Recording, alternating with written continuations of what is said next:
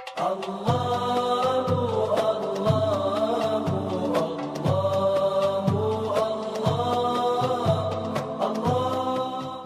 اللہ الرحمن الرحیم، الحمدللہ رب العالمین والصلاة والسلام علی سید الانبیاء والمرسلین۔ وائس آف ساؤتھ ایشیا کی رمضان ٹرانسمیشن برکت رمضان کے ساتھ ایک بار پھر آپ کا میزبان محمد حسن رضا قادری حاضر خدمت ہے۔ آج ہمارا موضوع ہے حسن اخلاق۔ نبی کریم علیہ الصلوۃ والسلام کی زندگی کے متعلق قرآن کریم کے اندر یہ ارشاد ہوتا ہے، لقد کان لکم فی رسول اللہ اسوۃ حسنہ، کہ اس نبی کی زندگی تمہارے لیے بہترین نمونہ ہے، ایک ضابطۂ حیات ہے۔ نبی کریم علیہ الصلوۃ والسلام کی زندگی، حضور کی عادات، حضور کے اطوار کیسے تھے؟ حضور علیہ الصلوۃ والسلام کی کچھ عمل ایسے ہیں جنہیں سنت کہا جاتا ہے، اور انہیں قولی اور سنت بھی کہا جاتا ہے اور عملی سنت بھی کہا جاتا ہے۔ اب قولی سنت کسے کہتے ہیں، عملی سنت کیسے کہتے ہیں؟ قولی سنت اس سے کہتے ہیں کہ نبی کریم علیہ الصلوۃ والسلام نے کسی چیز کے کرنے کا حکم دیا تو اس کو قولی سنت کہتے ہیں، اور حضور علیہ الصلوۃ والسلام نے جس پر خود عمل کر کے دکھایا تو اس کو عملی سنت کہتے ہیں۔ اور یہ حضور علیہ الصلوۃ والسلام نے جو عمل کر کے دکھائے، قولی اور عملی سنت کے اس پورے مجموعے کو حضور علیہ الصلوۃ والسلام کے اخلاق کا نام دیا جاتا ہے۔ اخلاق ہے کیا؟ اخلاق پلورل ہے خلق کی، اور خلق کا معنی علماء لکھا اس کا معنی ہے پختہ عادت کے، یعنی بندے کی وہ عادت جو مکمل پختہ ہو۔ امام غزالی رحمۃ اللہ القوی نے اخلاق کی تعریف کرتے ہوئے یہ بات لکھی ہے، اور خلق اور اخلاق کے مجموعے کو یہ بیان کرتے ہیں کہ اخلاق ان عادات کو کہتے ہیں کہ بندہ بغیر توجہ کے، بغیر غور و فکر کے، اس کے اعضاء سے، اس کے ذات سے وہ حرکات سرزد ہو جائیں بغیر سوچ و فکر کے، اس کو اخلاق کہتے ہیں۔ یعنی کہ ایک ہیبیچول جو آپ کی ہیبٹس ہیں، جس کو انگلش میں آپ کہیں گے، چیزیں آپ کرتے ہیں، ان چیزوں کو اخلاق کہتے ہیں، اور اگر وہ چیزیں اچھی ہوں تو ان کو حسن اخلاق کہتے ہیں۔ یعنی عادت تو ہے، ہر عادت کو اخلاق کہہ دیں گے، لیکن اگر وہ اچھی عادتیں ہیں تو پھر پورا سینٹنس کہیں گے حسن اخلاق۔ تو نبی کریم علیہ الصلوۃ والسلام کی ہر عادت کیونکہ باکمال ہے، حضور علیہ الصلوۃ والسلام کی ہر ادا بے مثال ہے، تو حضور علیہ الصلوۃ والسلام کی جتنی بھی عادات اور اطوار ہیں ان کو حسن اخلاق کہتے ہیں۔ اور حضور علیہ الصلوۃ والسلام کا فرمان ہے، انما بعثت لاتمم مکارم الاخلاق، کہ میں اخلاق کریمانہ کو تمہارے تک پہنچانے آیا ہوں، مجھے مبعوث اخلاق کریمانوں کو مکمل کرنے کے لیے کیا گیا۔ جناب سید عائشہ صدیقہ رضی اللہ تعالی عنہ کی بارگاہ کے اندر ایک شخص آیا اور کہنے لگا، ام المؤمنین مجھے بتائیے حضور علیہ الصلوۃ والسلام کے اخلاق کیسے تھے؟ تو نبی کریم علیہ الصلوۃ والسلام کی چہیتی زوجہ جناب سید عائشہ صدیقہ رضی اللہ تعالی عنہ نے فرمایا، کیا تو قرآن نہیں پڑھتا؟ قرآن میں رب تعالیٰ نے فرمایا، وَإِنَّكَ لَعَلَىٰ خُلُقٍ عَظِيمٍ، اے حبیب ہم نے آپ کو خلق عظیم کے اعلیٰ درجے پر فائز کر دیا۔ اب یہاں پر ایک ٹیکنیکلی آپ کو، گرامیٹیکلی میں آپ کو ایک نقطہ بیان کرنا چاہوں گا۔ یہ نہیں فرمایا کہ آپ اعلیٰ اخلاق والے ہیں، بلکہ فرمایا وَإِنَّكَ لَعَلَىٰ خُلُقٍ عَظِيمٍ، آپ خلق عظیم، بہت اعلیٰ اخلاق، بہت اعلیٰ عادات پر فائز ہیں۔ اعلیٰ جو ہوتا ہے وہ کسی چیز کے اوپر ہونے کے معنی میں آتا ہے، جس طریقے سے ہم اردو کے اندر اوپر استعمال کرتے ہیں، اس کے علاوہ ہم انگلش میں آن استعمال کرتے ہیں، او این آن، اس طریقے سے آن کی جگہ عربی کے اندر ہم اعلیٰ استعمال کرتے ہیں۔ وَإِنَّكَ لَعَلَىٰ خُلُقٍ عَظِيمٍ، تو علماء نے لکھا کہ اعلیٰ جو آتا ہے وہ استعلاء کے معنی میں آتا ہے، یعنی کہ کسی چیز کے اوپر ہونا۔ تو یہ سمجھ لیجیے اخلاق سواری ہیں اور حضور اس پر سوار ہیں۔ ایسا نہیں ہے کہ کوئی اچھی عادات تھیں حضور نے وہ اپنا لیں، بلکہ جو حضور نے عادات اپنا لی رب نے انہیں اچھا کر دیا۔ حضور کی ہر عادت اعلیٰ ہے۔ تو جس طریقے سے بندہ سواری پر سوار ہو، علیہ الصلاح کے معنی میں ہم لیں گے، سواری پر سوار ہو، تو سواری جہاں جاتی ہے بندہ وہاں نہیں جاتا، بلکہ بندہ جہاں جانا چاہتا ہے وہاں سواری کو لے جاتا ہے۔ آپ کار پر بیٹھتے ہیں تو کار خود نہیں چلتی، بلکہ کیونکہ آپ کار کے اوپر سوار ہیں، کوئی گھوڑے پر سوار ہو، کوئی اونٹ پر سوار ہو، تو اب لگام اس کے ہاتھ میں ہے، اسٹیئرنگ اس کے ہاتھ کے اندر ہے، جہاں وہ موڑے گا وہی راستہ اس کا متعین ہو جائے گا۔ اسی طرح فرمایا کہ وَإِنَّكَ لَعَلَىٰ خُلُقٍ عَظِيمٍ، حضور اعلیٰ اخلاق والے نہیں فرمایا، بلکہ اعلیٰ اخلاق پر فائز ہیں، کہ میرے مصطفیٰ کریم جو بھی عادت اپناتے ہیں، جس طرف رخ کرتے ہیں، اخلاق کا پورا ضابطہ بنا دیتے ہیں۔ حضور علیہ السلام کی ذات اخلاق کے کریمانہ کا پورا ضابطہ حیات ہے۔ تو یہ بات میرے ام المومنین نے فرمائی کہ وَإِنَّكَ لَعَلَىٰ خُلُقٍ عَظِيمٍ، کہ تم نہیں دیکھتے کہ قرآن سارا کا سارا جو ہے حضور علیہ السلام کی اخلاق کریمانہ ہے۔ اب اخلاق میں کیا کیا چیزیں آتی ہیں، عادت میں کیا کیا چیزیں آتی ہیں؟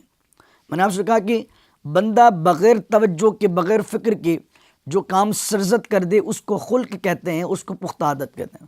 بہت سی چیزیں ایسی ہوتی ہیں کہ ہم اس کے لیے ارادہ نہیں کرتے۔ جیسے بہت سے لوگوں کی عادت ہو کہ وہ نماز کے بعد کچھ کام کرتے ہیں، جب وہ عادت میں شمار ہو جاتی ہے تو پھر زیادہ توجہ نہیں کرتے اور خود ان سے سرزد ہونے لگتی ہے کہ ان کی فطرت میں وہ چیزیں رچ اور بس جاتی ہیں۔ اب حسن اخلاق کسے کہیں گے؟ اخلاق پختہ عادت، حسن اخلاق اچھی عادت، اچھی عادات۔ نبی کریم علیہ السلام کی سیرت سے ہمیں یہ بات پتہ لگتی ہے کہ حضور کے اخلاق کیسے تھے۔ ہمیشہ سچ بولنا۔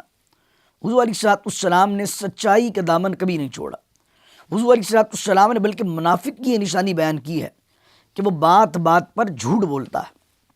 حضور علیہ السلام نے فرمایا وہ مومن نہیں ہو سکتا جو جھوٹ بولتا ہے۔ حضور علیہ السلام نے سچائی کی دعوت دی اور جھوٹ بولنے والوں پر قرآن نے بھی لعنت کی اور کہا لعنت اللہ علی الکاذبین، جھوٹوں پر اللہ کی لعنت۔ حضور علیہ السلام نے اپنی سیرت کے اندر امت کو یہ پیغام دیا کہ وہ سچائی کے دامن کبھی نہ چھوڑیں۔ یہی وجہ ہے کہ اعلان نبوت سے پہلے بھی نبی کریم علیہ السلام نے مکی زندگی کے اندر اسلام کے آغاز سے پہلے اپنے کریکٹر کے ذریعے یہ ثابت کیا کہ دشمن بھی آپ کو کہتے تھے کہ آپ امین ہیں، آپ صادق ہیں، آپ سچائی کے علم بردار ہیں۔ آج امت کے اندر جھوٹ پنپ رہا ہے، ہمارے یہاں ہر جگہ جھوٹ بول دیا جاتا ہے، جھوٹ کی تعلیم عام کی جاتی ہے۔ ایون کہ ہم اگر گھر میں موجود ہیں، آپ دیکھیں ہم اپنے بچوں کی تربیت کیا کر رہے ہیں۔ ہم گھر میں موجود ہیں اور اگر دروازے پر دستک ہوئی یا فون کی رنگ بجتی ہے اور فون کی رنگ پر کوئی سوال کرتا ہے کہ آپ کے فادر گھر پر ہیں، تو ہم گھر میں موجود ہیں اور بچے کو کیا کہہ رہے ہوتے ہیں؟ کہہ دو بابا گھر پر نہیں ہے۔ مما کہتی ہیں دروازے پر جا کر کہہ دو، رنگ پر کہہ دو مما گھر پر نہیں ہے۔ اب بچہ یہ جانتا ہے کہ آپ گھر میں موجود ہیں، مما گھر میں موجود ہیں، والدہ یا والد گھر میں موجود ہیں، اور ہونے کے باوجود یہ کہلوا رہے ہیں کہ وہ گھر میں موجود نہیں ہیں، تو یہ کیا جھوٹ ہے؟ اس جھوٹ کو ہمارے یہاں اولاد کے اندر رچایا اور بسایا جا رہا ہے، اور تربیت کے اندر بچپن سے جھوٹ کی تعلیم ان کو دی جا رہی ہے۔ تو بچائیں کہ بڑے ہو کر وہ کب سچائی کی بات کریں گے؟ وہ تو پورے معاشرے کے اندر جھوٹ کہا کریں گے، اور جھوٹ ان کو ایک دن ذلت کے دہانے پر پہنچا دے گا۔ اس لیے ہمیں چاہیے کہ ہم اپنی اولادوں کی تربیت کرتے ہوئے پہلی بات ان کو یہ سکھائیں، بیٹا کبھی جھوٹ نہیں بولنا۔ آپ سید غوث اعظم رضی اللہ تعالیٰ عنہ کا واقعہ دیکھیں، عالم اسلام میں ان کے چاہنے والوں کی ایک دھوم ہے، ایک بڑی تعداد ہے۔ حضور سیدنا غوث اعظم المعروف شیخ عبد القادر جیلانی رحمۃ اللہ القوی، جن کا مزار مبارک بغداد معلیٰ میں مشہور ہے اور ان سے نسبت رکھنے والوں کو قادری کہتے ہیں۔ حضرت غوث اعظم رضی اللہ تعالیٰ عنہ کی اگر آپ سیرت کا مطالعہ کریں تو جب آپ اپنے گھر سے دین کی تعلیم و تبلیغ کے لیے نکلے اور دین کی تعلیم کو حاصل کرنے کے لیے آپ نے ارادہ کیا، تو جیسے ہی آپ راستے میں نکلے تو ڈاکوؤں نے آپ کے قافلے پر حملہ کیا اور ڈاکو سامان سارا لوٹنے لگے۔ یہاں تک کہ ڈاکو آپ کی طرف آئے تو آپ کی عمر کم تھی، ان کو یہ گمان گزرا کہ یہ بچہ ہے، اس کے پاس کیا رقم ہوگی۔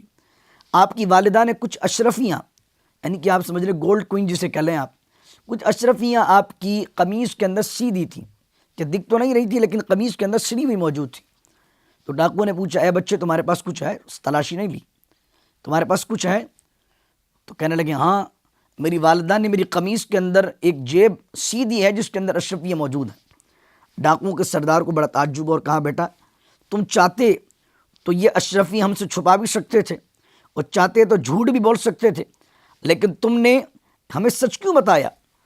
تو کہنے لگے جب میں گھر سے نکلا تھا میری والدہ نے مجھے وصیت کی تھی بیٹا زندگی کے کسی مقام پر بھی جھوٹ نہیں بولنا۔ تو اس سچائی کی وجہ سے ڈاکوؤں کا سردار بڑا متاثر ہوا اور اس نے حضور سیدنا غوث اعظم شیخ عبد القادر جیلانی رحمۃ اللہ القوی کے ہاتھ پر توبہ کی اور پھر اللہ والوں کی فہرست کے اندر وہ عبادت کر کے شمار ہو گئے۔ تو آپ یہ دیکھیں کہ ہمارے اولیاء کی والدہ اور ان کے والدین بھی اپنی اولاد کو سچائی کی دعوت دیتے تھے اور ان کے بچے سچ بول بول کر ولایت کے مقام تک پہنچے۔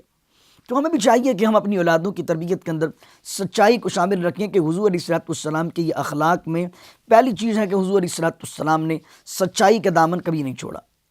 اللہ اکبر۔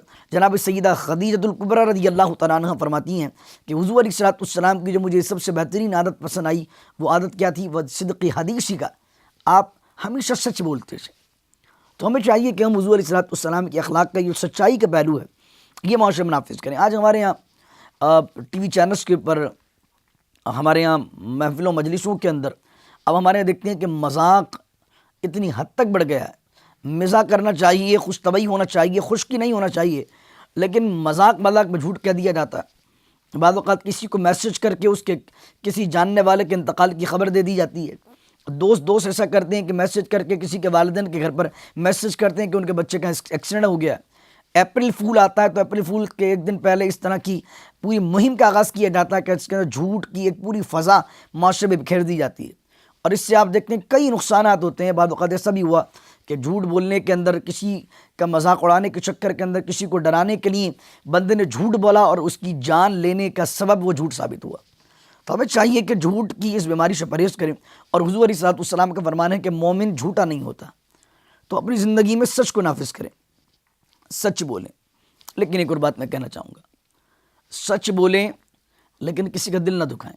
بہت سے لوگ ہوتے ہیں جن کو سچائی کا بڑا دعویٰ ہوتا ہے، اور ان کا جملہ آپ سنیں گے تو بڑی افسوس ہوگا کہ وہ کہتے ہیں ہم تو بھائی سچے آدمی، کھری باتیں کرتے ہیں، اب کسی کو بری لگیں یا بھلی لگیں۔ تو نبی کریم علیہ الصلوۃ والسلام نے یہ بھی منع فرمایا کہ لوگوں کا دل نہ دکھایا جائے، اور یہ آپ کیسے کہہ سکتے ہیں کہ جو چیز آپ کو سچ لگ رہی ہے کسی کا دل دکھانے کے لیے وہ بات سچ بھی ہو؟ تو جو اپنی ذات تک کا معاملہ ہے سچائی کا، اس کے اندر آپ ثبوت دیں اور سچ کا دامن نہ چھوڑیں، لیکن جہاں دل دکھانے کا معاملہ ہو تو درگزر کریں، عفو درگزر کریں۔ تو پہلی چیز تو حضور علیہ الصلوۃ والسلام کے اخلاق سے ہمیں پتہ لگی، سچائی ہمیشہ بندے کو اپنے سے ساتھ رکھنی چاہیے اور ہمیشہ سچ بولنا چاہیے۔ دوسری چیز میرے کریم آقا علیہ الصلوۃ والسلام کے اخلاق کی کیا ہے؟ حضور علیہ الصلوۃ والسلام اخوت کے جذبے سے سرشار ہیں، بھائی چارہ۔ انما المؤمنون اخوہ، قرآن کہتا ہے تمام مومنین آپس میں بھائی ہیں۔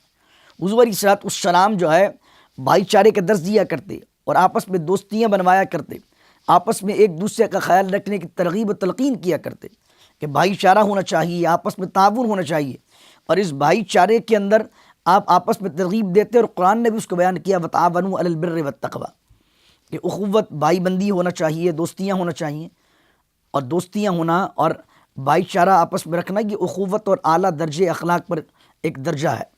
لیکن فرمایا کہ اس بھائی چارے میں تعاون کس میں کیا جائے؟ قرآن کہتا ہے وتعاونوا علی البر والتقوی، اور تعاون کرو، مدد کرو ایک دوسرے کی کس کاموں میں؟ بھلائی کے کاموں میں، تقوی کے کاموں میں۔ ولا تعاونوا علی الاثم والعدوان، اور مدد نہ کرو اپنے بھائیوں کی گناہ کے اور دشمنی کے کاموں کے اندر، عداوت کے کاموں کے اندر۔ یہ بھائی چارے کا درس اسلام دیتا ہے، اور یہ بھی اخلاق کا ایک درجہ ہے کہ آپس میں بھائی چاری محبت ہونا چاہیے۔ لیکن یہاں ساتھ ساتھ یہ بھی فرمایا کہ اس بھائی چارے کے اندر تمہیں فوقیت دین کو دینی ہے۔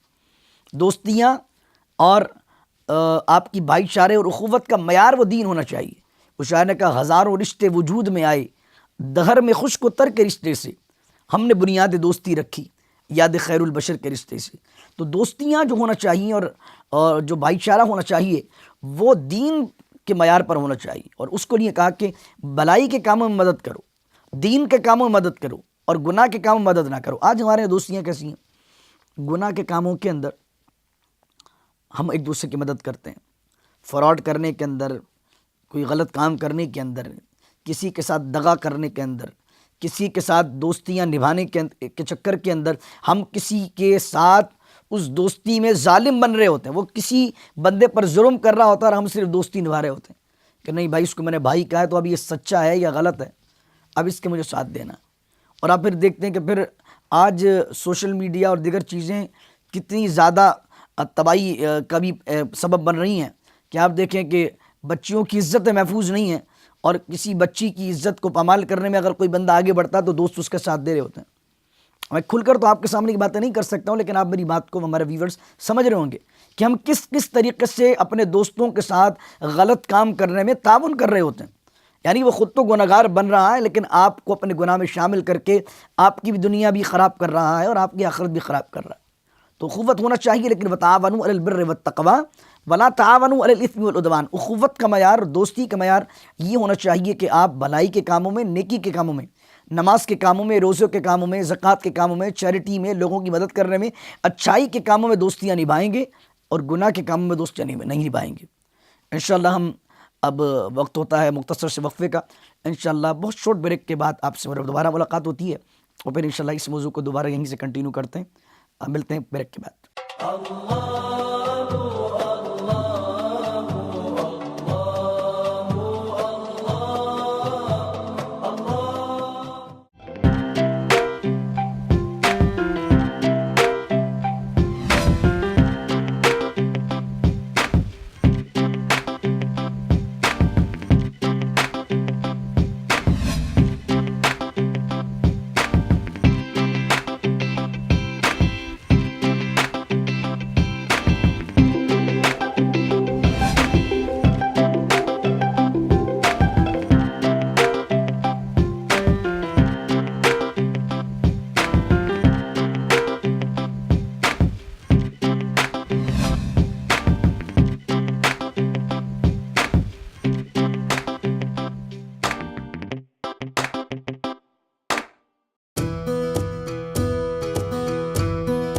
نیو یارک بروکلن کے رہائشیوں کے لیے خوشخبری، اب آپ تمام تر ادویات اپنے گھر بیٹھے حاصل کر سکتے ہیں۔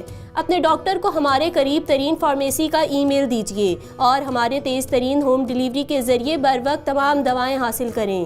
بروکلن میں آپ کے گھر سے قریب ہماری کسی بھی فارمیسی میں تشریف لائیں، جہاں ادویات کے علاوہ اعلیٰ اور معیاری کوالٹی کی سکن پروڈکٹس، کاسمیٹکس، حلال وائٹامنز، چھوٹے بچوں کے کھلونے اور واکنگ ایڈز بھی دستیاب ہیں۔ اس کے علاوہ معزز کسٹمرز کے لیے free sugar test, blood pressure test اور نوٹری پبلک کی سہولت بھی موجود ہے۔ اپنی سہولت کے مطابق ہماری 3 فارمیسیوں میں سے کسی بھی فارمیسی میں آج ہی تشریف لائیں۔ Iman pharmacy 7309 5th avenue Brooklyn New York 64624904646۔ Tez pharmacy 834 Coney Island Brooklyn New York 7182840100۔ Naz pharmacy 731 Coney Island avenue Brooklyn New York 7128444200۔ ہماری تمام فارمیسیز میں تمام بڑے کریڈٹ کارڈز اور انشورنس قابل قبول ہیں۔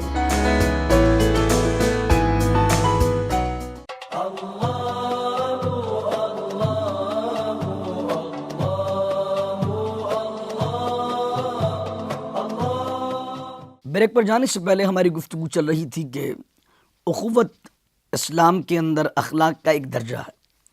اخوت کے بعد اخلاق کا ایک اور درجہ ہے اور وہ ہے عفو و درگزر۔ عفو و درگزر سے مراد کیا ہے؟ کسی کے ساتھ بھلائی کرنا اور اس کے حقوق تلف ہو جانے پر، یا پھر اس نے اگر ظلم کیا ہے آپ کے ساتھ اور آپ مظلوم ہیں تو اس کو معاف کر دینا، عفو و درگزر کرنا۔ نبی کریم علیہ الصلوۃ والسلام کی حدیث اس حوالے سے ہمیں ملتی ہے، حضور علیہ الصلوۃ والسلام نے فرمایا جو تم سے توڑے تم اس سے جوڑو، جو تمہیں محروم کرے تم اس کو عطا کرو، اور جو تم پر ظلم کرے تم اسے معاف کر دو۔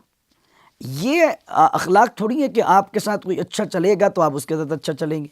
آج ہمارے یہاں لوگ سمجھتے ہیں بھائی ہمارے ساتھ جو جیسا ہے ہم اس کے ساتھ ویسے ہیں، تو یہ تو اخلاق نہیں ہے۔ یہ تو سمجھنے کہ جیسے کسی نے آپ کے ساتھ اچھا بیہیویئر رکھا تو آپ نے اس کے ساتھ اس کا بدلہ کیا، اور کسی نے آپ کے ساتھ صحیح بیہیویئر نہیں رکھا تو آپ اس سے بڑھ کر جو ہے وہ اس کے ساتھ روڈ بیہیویئر کے ساتھ مل رہے ہیں اور اس کے ساتھ غلط کام کیے جا رہے ہیں، اس پر ظلم کیے جا رہے ہیں۔ اخلاق عالی تو یہ ہے کہ جو آپ پر ظلم کرے آپ اس کو معاف کریں، جو آپ کو محروم کرے آپ اس کو عطا کریں، جو تعلق آپ سے توڑیں آپ اس سے جوڑیں۔ یہ اخلاق کریمانہ کا ایک ضابطہ حضور علیہ الصلوۃ والسلام نے دیا، اور حضور علیہ الصلوۃ والسلام کی سیرت مبارکہ دیکھیں کہ حضور علیہ الصلوۃ والسلام نے اپنی جانی دشمنوں کو، اور حضور علیہ الصلوۃ والسلام کے دین کے وہ دشمن کہ جنہوں نے صحابہ کرام علیہم رضوان کو سخت اذیتیں دی، لیکن جب فتح مکہ کا موقع آیا، مکے کو فتح کر لیا گیا اور نبی کریم علیہ الصلوۃ والسلام نے حرم شریف کے اندر دربار لگایا، اور سارے کے سارے مجرم وہ لوگ کہ جنہوں نے مسلمانوں پر ظلم کیے تھے حضور علیہ الصلوۃ والسلام کو ستایا تھا، حضور کے اہل و عیال کو ستایا تھا، جب وہ سامنے آئے اور فتح مکہ ہو گئی، اور حضور علیہ الصلوۃ والسلام نے فرمایا تمہیں معلوم ہے تمہارے ساتھ کیا ہونے والا ہے؟ تو سارے ایک زبان ہو کر کہنے لگے کہ ہم نے آپ کو رحیم پایا ہے، ہم نے آپ کو رؤوف پایا ہے۔ تو تاریخ اسلام کے اندر آپ اگر دیکھیں تاریخ اسلام میں یا تاریخ دنیا میں بھی چلے جائیں، تاریخ دنیا ہسٹری اٹھا لیں آپ، کہیں کبھی ایسا نہیں ہوا کہ کوئی جگہ پر کسی بادشاہ نے کسی علاقے کو فتح کیا اور دشمنوں کو چھوڑ دیا، بلکہ عبرت ناک سزائیں دیں۔ لیکن آپ یہ دیکھیں کہ نبی کریم علیہ الصلوۃ والسلام فاتح بن کر مکے میں گئے اور اپنے جانی دشمنوں کو معافی کا اعلان کر دیا، عام اعلان کر دیا۔ یہاں تک کہ کچھ گھروں کو حضور علیہ الصلوۃ والسلام نے خاص کر دیا تھا فتح مکہ کے موقع پر، اور فرمایا جو فلاں فلاں گھروں میں چلا جائے اس کو ہماری طرف سے امان ہے، ہم اسے کچھ نہیں کہیں گے۔ حضور علیہ الصلوۃ والسلام نے اپنے جانی دشمنوں کو بھی معاف کیا۔ تو ہم آپس میں اگر رشتہ داروں میں لگی ہوئی ہے، آپس کے اندر اگر بھائی بھائی ایک دوسرے سے مل نہیں رہے، بہن بھائیوں میں لگی ہوئی ہے، اور اللہ نہ کرے ماں باپ اور اولاد میں آپس سے بن نہیں رہی ہے، تو یہ تو آپ کے اپنے رشتے ہیں۔ حضور علیہ الصلوۃ والسلام نے فرمایا جو بڑی بڑی راتیں، عظمت والی راتیں آتی ہیں جیسے شب برات ہے، اس کے اندر ایک شخص وہ بھی ہے، اس کی بخشش نہیں ہوتی کہ جو بلا وجہ اپنے رشتہ داروں سے قطع تعلق کرتا ہے۔ تو ہمیں چاہیے کہ ہم اللہ نے جو رشتے بنائے ہیں ان کے ساتھ صلہ رحمی کریں۔ اور نبی کریم علیہ الصلوۃ والسلام نے فرمایا جو شخص چاہتا ہے کہ اس کی عمر میں برکت ہو اور اس کے مال میں برکت ہو، جو یہ چاہے کہ اس کی عمر میں برکت کر دی جائے اور مال میں برکت کر دی جائے، اس سے چاہیے کہ وہ اپنے رشتہ داروں کے ساتھ صلہ رحمی کرے، اپنے رشتہ داروں کے ساتھ اچھا برتاؤ کرے۔ یقیناً ظاہر بات ہے جب رشتہ داروں کے ساتھ اچھی طرح ملیں گے، بھائیوں سے، بہنوں سے، ماموں چاچاؤں سے، جب ان لوگوں سے ملیں گے تو اللہ رشتے بنائیں، اور جب ان کے ساتھ اچھا بیہیویئر آپ کا ہوگا، ان کی مدد کریں گے، جو نیڈی پرسنز ہیں ان کی جب آپ مدد کریں گے، جو ہیلپ لیس ہیں ان کی ہیلپ کریں گے، تو آپ دیکھیں گے کہ ان کے ہاتھ دل سے آپ کے لیے اٹھ جائیں گے، اور وہ دعا کریں گے تو اللہ آپ کے رزق میں بھی برکت دے گا اور اللہ تعالیٰ آپ کی عمر میں بھی برکت دے گا۔ تو ایک اخلاق کا درجہ یہ ہے کہ بندہ عفو و درگزر اپنائے، اور عفو و درگزر کے اندر جو ہے یہ تمام چیزیں آ جاتی ہیں کہ بندہ جو توڑ رہا ہے اس سے جوڑ لے، جو ظلم کر رہا ہے اسے معاف کر دے، اور جو محروم کر رہا ہے اسے عطا کر دے، جس نے حقوق تلف کیے ہوں، آپ کے ساتھ زندگی کے کسی موڑ پر کسی نے زیادتی کی ہو، اور اللہ نے آج آپ کو وسائل دے دیے اور آپ کو ایک بڑا منصب دے دیا، اب آپ پرانی باتوں کو یاد نہ کریں، بلکہ یہ سوچیں کہ یار میں بھی بڑا گناہ گار ہوں، رب نے جب مجھے معاف کر دیا تو میں بھی بندہ ہو کر بندے کو معاف کر دوں۔ نبی کریم علیہ الصلوۃ والسلام نے فرمایا جو بندہ ہو کر بندے پر رحم نہیں کرتا، اللہ بھی اس پر رحم نہیں کرتا۔ ہمیں چاہیے کہ ہم لوگوں کے ساتھ عفو و درگزر کا معاملہ کریں۔ رشتہ داروں نے اگر کچھ کر بھی دیا ہے، آپ کہیں کہ جناب نہیں ہم تو رائٹ پر ہیں، ہمارے ساتھ تو ظلم ہی ظلم ہوا ہے، اور ہم چینل پہ بیٹھ کر صرف یہ کہہ رہے ہیں کہ آپ رشتہ داروں کو معاف کر دیں، ان سے جوڑیں، تو آپ یہ سوچ رہے ہوں گے کہ اپنے اپنے دل میں ہماری بہنیں، ہمارے بھائی جو مجھے سن رہے ہیں وہ دل میں سوچ رہے ہوں گے شاید مفتی صاحب کو تو پتہ ہی نہیں ہے میرے ساتھ کتنے ظلم ہوئے، اور یہ تو وہاں بیٹھ کر ٹی وی پر بات کرنا تو بڑا ہی آسان ہے۔ ہم نے کہتے ہیں کہ مشکل تو ہوگا لیکن آپ بڑھ جائیں۔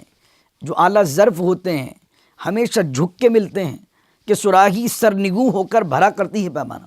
سراہی کبھی آپ نے دیکھی؟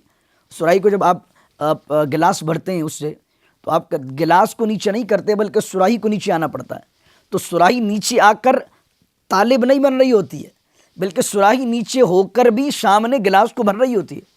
تو وہی شاعر نے کہا جو اعلیٰ ظرف ہوتے ہیں ہمیشہ جھک کے ملتے ہیں کہ سراہی سرنگوں ہو کر بھرا کرتی ہے پیمانہ۔ تو ہمیں چاہیے کہ ہم جو ہے وہ جھک کر ملیں، اور پھلدار درخت تو ہمیشہ ویسے ہی جھکے ہوئے ہوتے ہیں، اور آپ اللہ کی رضا کے لیے کسی سے تعلق جوڑنے کے لیے مل جائیں، آپ دیکھیں اللہ تعالیٰ دنیا آخرت میں آپ کو کیسا سرخرو فرماتا ہے۔ تو یہ اخلاق کریمانہ حضور علیہ الصلوۃ والسلام نے ہمیں عطا فرمائے ہیں۔ تو عفو و درگزر کا اسلام میں ایک اہم درجہ ہے، اور میں سمجھتا ہوں کہ اگر عفو و درگزر کی عادت اگر ہم سب ڈال لیں تو بہت ساری چیزیں جو ہیں وہ ہمارے معاشرے میں سدھر جائیں گی، اور یہ لڑائیاں، اور آپ یہ دیکھتے ہیں جو قتل و غارت ہمارے ملک میں اور ہمارے ممالک میں پھیلا ہوا ہے، اس کی وجہ کیا؟ عدم برداشت ہے، پیشن نہیں ہے لوگوں میں، عدم برداشت ہے۔ اور اچھا پھر مذہبی لے لیں، آپ مذہبیت کے حوالے سے ریلیجن کو دیکھ لیں آپ، یا پھر آپ پولیٹیکلی دیکھ لیں۔ لوگ مولویوں کو تو گالیاں دیتے ہیں اور کہتے ہیں بھائی مولویوں میں بڑے عدم برداشت ہے اور یہ ایک دوسرے کو برداشت نہیں کر سکتے۔ آپ جا کر دیکھیں کہ ہمارے ممالک میں سیاست کے نام پر کون سا جو فتنہ برپا کیا جا رہا ہے، سیاستدان ایک دوسرے کو برداشت نہیں کر، یہاں تک کہ ابھی دیکھیں کہ میں نے ایک چینل پر دیکھا کہ ایک سیاستدان نے کسی ایک معاملے پر سبھی ایک دوسرے کو جو ہے وہ برا بھلا کہہ رہے ہوتے ہیں، سیاستدان آپس میں گفتگو کر رہے ہیں ٹاک شوز کے اندر، کوئی مزاج کے خلاف بات ہوئی تو اس چیز کو دلائل کے ساتھ رد نہیں کیا گیا بلکہ ایک سیاستدان نے تو چماٹا ہی مار دیا کسی کا۔ تو یہ عدم برداشت صرف مولویوں میں نہیں ہے، مولویوں کو تو آپ نے بدنام کیا ہوا ہے، اور لیکن کچھ طبقہ مذہبی بھی ایسا ہے جن میں عدم برداشت ہے۔ یا جو ہر کسی کو کافر کہہ دیتا ہے اور کافر کہہ کر ان کو مارنے کے حوالے سے پلاننگ کر رہا ہوتا ہے، جس وجہ سے وہ دہشت گردی بدن کا جنم لیتی ہے ہمارے، اور پھر ہمارا مذہب اور دین ہمارا بدنام ہوتا ہے اس وجہ سے۔ اگر آپ کو کسی سے اختلاف رائے ہے، کسی سے آپ اختلاف کرتے ہیں، محبت کے ساتھ کریں، دلائل کے ساتھ کریں۔ اگر آپ مسلکی حوالے سے بھی کسی سے اختلاف کرتے ہیں، کسی کا کوئی نظریہ ہے، کسی کا کوئی نظریہ ہے، تو وہ مسلکی اختلاف بھی دلائل کے پیش نظر ہونا چاہیے، قرآن و سنت کے پیش نظر ہونا چاہیے، نہ کہ بندوقوں، گولیوں، لاٹھیوں اور لڑائیوں اور ایک دوسرے پر تانا بازیوں اور ایک دوسرے کو گالیاں دینے تک ہونا چاہیے۔ یہ طریقہ کار ہمارا دین نے نہیں سکھایا۔ اختلافات تو آج سے تھوڑی نہ 100 سال پرانے، بہت پرانے اختلاف چلے آ رہے ہیں، لیکن آپ دیکھتے ہیں پہلے اختلافات کے اندر کیا ہوا کرتا تھا کہ جیسے اختلاف ہوتا تھا قرآن و سنت کو لایا جاتا تھا، احادیث کی تحقیق کی جاتی تھی، قرآن پر ریسرچ کی جاتی تھی اور دلائل کے تبادلے ہوتے تھے، اور جس سے علم بڑھتا تھا اور جو سامعین ہوتے تھے وہ دونوں طرف کے علماء کی باتیں سن کر محظوظ ہوا کرتے تھے کہ دیکھیں علماء کی تحقیق کتنی اعلیٰ ہے۔ لیکن آج آپ دیکھیں کہ آج چینلز بہت سارے تو ایسے کام کر رہے ہیں کہ مختلف مسالک کے علماء کو اپنے چینل پر بٹھا کے صرف ریٹنگ حاصل کرنے کے لیے ہاٹ ایشوز کو لے کر آتے ہیں، ان کے سوالات کو پری پلان لے کر آیا جاتا ہے اور پھر ایک ایشو بنا دیا جاتا ہے ریٹنگ کو حاصل کرنے کے لیے، جبکہ یہ کام نہیں ہونا چاہیے۔ اختلاف ہونا چاہیے لیکن ایک تہذیب کے دائرے میں، ایک تمیز کے دائرے کے اندر، اور اگر کوئی جملہ بے باکی کا ادا کرتا بھی ہے حضور علیہ السلام کی شان اقدس کے حوالے سے، تو اس کو چینل کے انتظامیہ بھی اور تمام لوگ اس کو تنبیہ کر دیں کہ آپ اتحاد بین المسلمین کے اندر ایک رخنہ نہ ڈالیں کہ اب کوئی نبی کریم علیہ السلام کی ذات کے حوالے سے کوئی ایسی گفتگو کر دیں کہ جس سے امت میں انتشار پھیل جائے۔ اقبال نے کہا تھا ہمارے پاس ہے ہی کیا؟ اقبال نے کہا یہ فاقہ کش جو موت سے ڈرتا نہیں ذرا، روح محمد اس کے بدن سے نکال دو۔ اگر تم چاہتے ہو کہ اسلام کی روحانیت دلوں سے نکال دو، پھر حضور کی جو محبت ہے وہ دل سے نکال دو۔ تو ہمیں چاہیے کہ ہم مسلکی اختلاف بھی اگر رکھ رہے ہیں تو برداشت کا پہلو ہو، پھر عفو درگزر کا پہلو، اور پولیٹیکلی ہمارے جو لوگ سیاستدان بھی ہمیں اور ہمارے حکمران بھی، یا جو بھی آپ پولیٹیکل پارٹی کے کارکن ہیں یا ذمہ دار ہیں، میں اس چینل کے توسل سے، اس پروگرام کے توسل سے آپ کو کہنا چاہوں گا، سیاست کریں طریقہ کار سے، سیاست کریں تہذیب کے اور تمیز کے دائرے میں رہتے ہوئے۔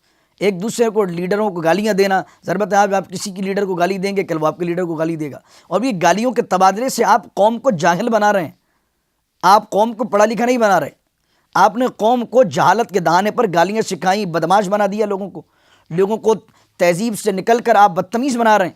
آپ کو چاہیے تھا کہ کم از کم اختلاف اگر کسی سے رکھتے لیکن تہذیب اور تمیز کے دامن ہاتھ سے جانا نہ دیتے، تاکہ عوام تک آپ لٹریسی کو پروموٹ کر رہے ہوتے، ایک علم کو پروموٹ کر رہے ہوتے، ایک تہذیب کو پروموٹ کر رہے ہوتے۔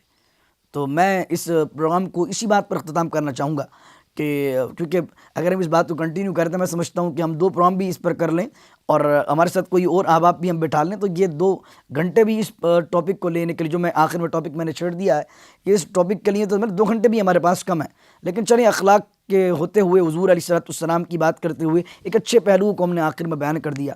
امید کرتا ہوں کہ ہم انشاءاللہ العزیز جو ہے اپنے اویرنیس کا ایک میسج آپ تک کنوے کرنے میں کامیاب ہوں گے۔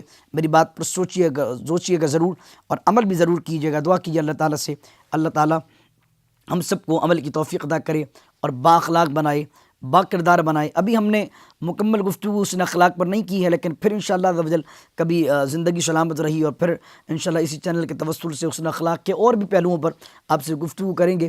پروگرام کے حوالے سے آپ کو کوئی فیڈ بیک دینا ہو، کوئی رائے دینی ہو، پروگرام کو اور کس طریقے سے اچھا بنایا جا سکتا ہے، اور ہماری ٹیم مینجمنٹ کو آپ نیچے دی گئی جو ہے وہ ای میل پر آپ ای میل کر سکتے ہیں اور آپ بتا سکتے ہیں کہ آپ کو پروگرام کے حوالے سے کیا آپ کو رائے دینی ہے۔